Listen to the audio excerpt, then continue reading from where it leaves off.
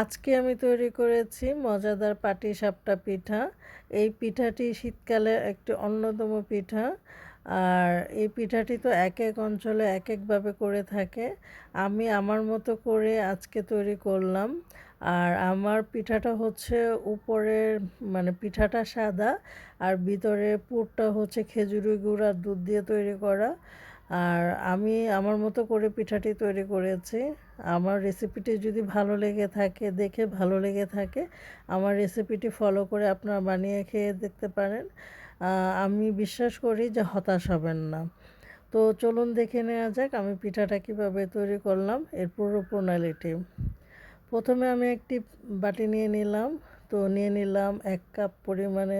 প্রথমে হচ্ছে গুড়ি, যেটা কাঁচা গুড়ি, ভাজা গুড়ি না।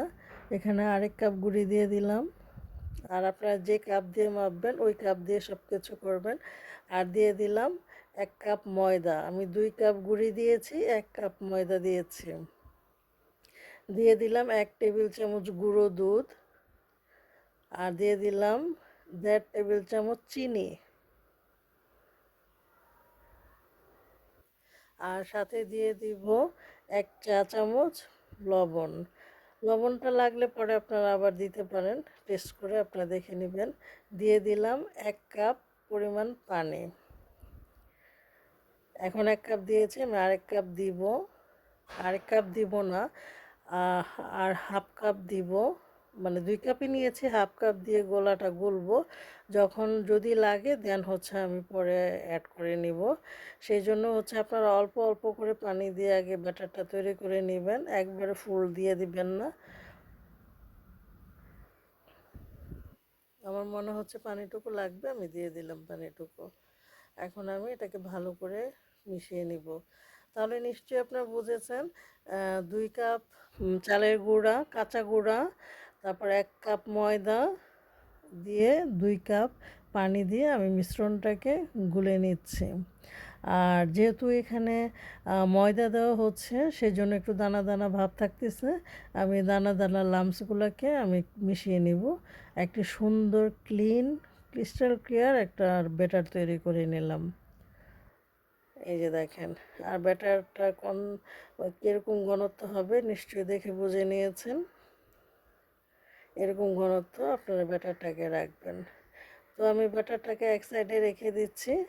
আর এখানে আমি গরুর দুধ নিয়ে নিয়েছি।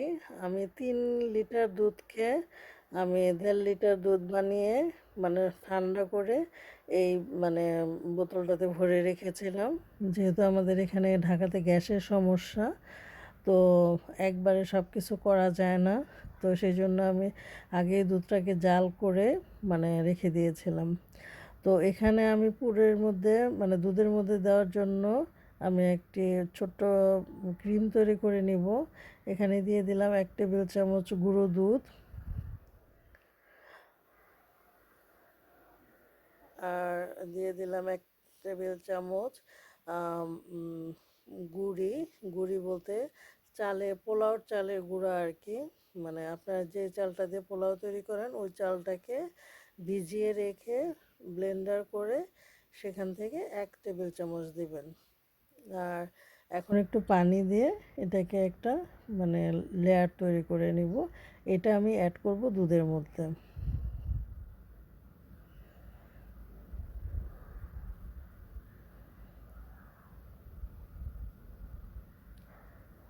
আপনারা দেখতে পেয়েছেন আমি কীভাবে এটাকে করে নিলাম।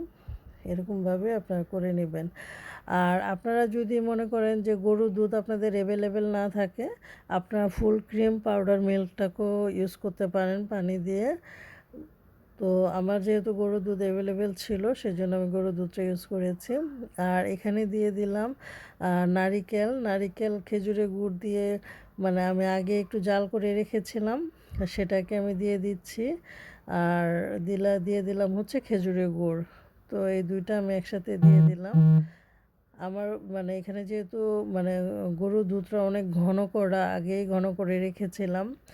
আর সেই জন্য আমি হচ্ছে প্রায় হাফ মানে কি বলে 1/2 লিটার গুড় আমি ইউজ করেছি, 1/2 লিটারের অর্ধেকটা ইউজ করেছি। আর যেহেতু নারিকেল দিয়েছি, নারিকেলের সাথেও গুড় ছিল, তো এই দুইটা মিলে আমার সুগার মানে মিষ্টিটা হয়ে যাবে। আর কারো যদি মিষ্টি লাগে দেন হচ্ছে আপনারা মিষ্টিটা ইউজ করে নিতে পারেন এক্সট্রা। আর ওই যে আমি যে মানে লেয়ারটা তৈরি করে রেখেছিলাম, ক্রিমটা তৈরি করে রেখেছিলাম, এটাকে আমি দিয়ে দিলাম দুধটাকে দ্রুত ঘন করার জন্য।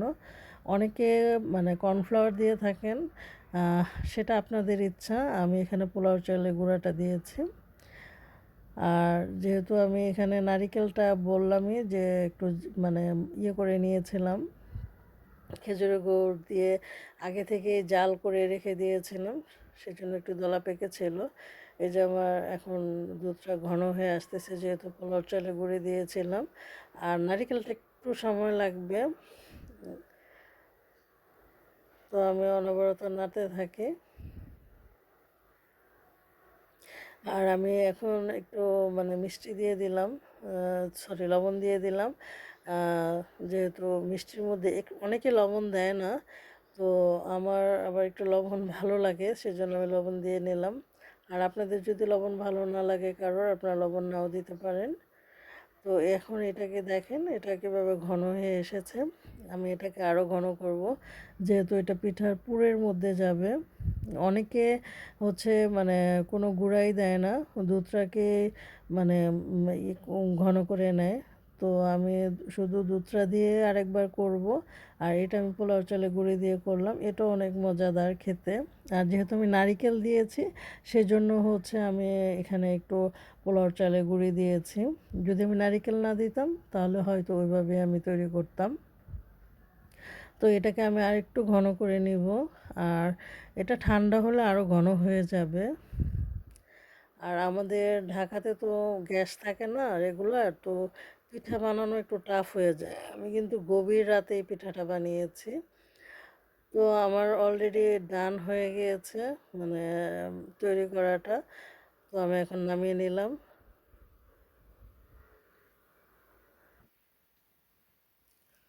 এখন আমি একটা প্যান বসিয়ে দিব পিঠার লেয়ার তৈরি করার জন্য। তো এখানে আমি একটা ফ্রাই প্যান নিয়েছি, আপনাদের মানে যে কড়াই থাকে, প্যান থাকে, তো ওরকম একটা প্যান বসিয়ে নেবেন, যেটাতে পিঠা সহজে উঠে আটকে না যায়, ওরকম একটা প্যান নিয়ে নেবেন। তো আমি প্রথমে একটু তেল ব্রাশ করে নিলাম। তো এখন আমি ওই যে ব্যাটারটা তৈরি করে রেখেছিলাম, ওই ব্যাটার থেকে আমি 2 চামচ আমি ব্যাটার দিয়ে দিলাম। আর আপনারা যত বড় পিঠা তৈরি করবেন ওই অনুযায়ী হচ্ছে আপনারা পিঠার পুরটা দিবেন প্যানে। তো আমি মোটামুটি মিডিয়াম সাইজের পিঠা তৈরি করব, তো একটু ছড়িয়ে দিলাম, একটি ঢাকনা দিয়ে ঢেকে দেব পিঠাটা সিদ্ধ হওয়ার জন্য।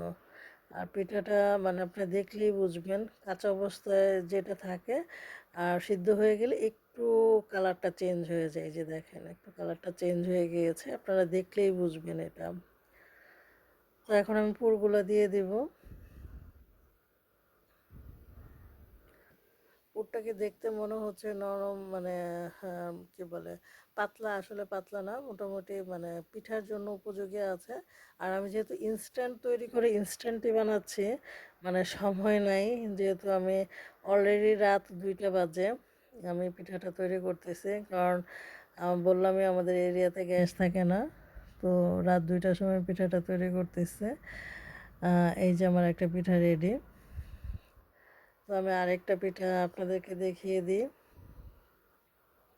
আমি একটা পিঠা তৈরি করার জন্য মানে আমি যে চামচটা ইউজ করেছি, ওই চামচে 2 চামচ পিঠার মানে পুর দিয়ে দিলাম। আমি এখন এটাকে ছড়িয়ে দিব আর ঢাকনা দিয়ে ঢেকে দিব একটু সিদ্ধ হওয়ার জন্য। দেখেন একটু সাদা সাদা আছে, যখন সিদ্ধ হয়ে যাবে এটা একটু creamy creamy creamy creamy colour চলে আসবে দেখেন। আর নিচে থেকে একটু মনে হচ্ছে যে কী বলে ফুলে গেছে এরকম। এই যে পিঠার পুরটা এখন আরেকটু শক্ত হয়ে গিয়েছে। এটা যদি আমি রেখে দেই মানে ২-৩ ঘন্টা এটা অনেক শক্ত হয়ে যাবে। যেহেতু আমি ইনস্ট্যান্ট তৈরি করতেছি মনে হচ্ছে যে একটু কি বলে মানে পাতলা, পাতলা। আসলে পাতলা না, পুরটা ঠিকই আছে।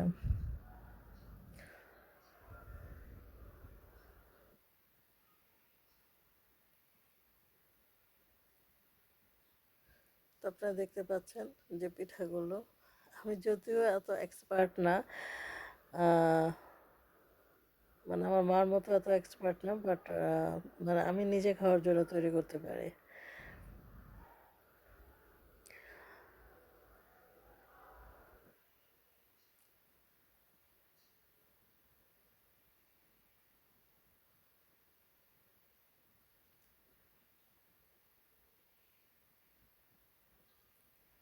দেখে নিশ্চয়ই দেখেন পিঠাগুলো কত সুন্দর হয়েছে না? তো আপনাদের যদি ভালো লেগে থাকে আমার এই পিঠার রেসিপিটি আজকে, আপনারা অবশ্যই ট্রাই করে দেখতে পারেন। আর যদি আমার রেসিপি ফলো করে আপনারা পিঠাটা বানান অবশ্যই আমাকে কমেন্ট বক্স করে জানাবেন। আমার বিশ্বাস যে আপনারা হতাশ হবেন না। আমি ৩টা পিঠা বানিয়ে আপনাদেরকে দেখিয়ে দিলাম। আমি অনেকগুলো পিঠা বানাবো, বাকিগুলো হয়তো আমি আর ভিডিওতে শেয়ার করব না, যেহেতু ভিডিওটা এমনিতেই লং হয়ে গিয়েছে। বাকিটা অফলাইনে আমি বানিয়ে নিব। এই যে আমি এতগুলো পিঠা বানিয়েছি, আমি আপনাদেরকে এখন দেখিয়ে দিচ্ছি একটা ভেঙে কীরকম হয়েছে। প্রত্যেকটা পিঠা অনেক মজাদার, মানে আমি তো খেয়েছি, এই যে আমি খেয়েছি, মানে আমাদের বাসায় সবাই খেয়েছে। সবাই না, ৩ জন খেয়েছে, তো ওরা সবাই বললো খুব মজা হয়েছে। আর দেখেন পুরে ঠাসা। তো আপনারা বানাবেন সবাই বাসায়। ধন্যবাদ সবাইকে।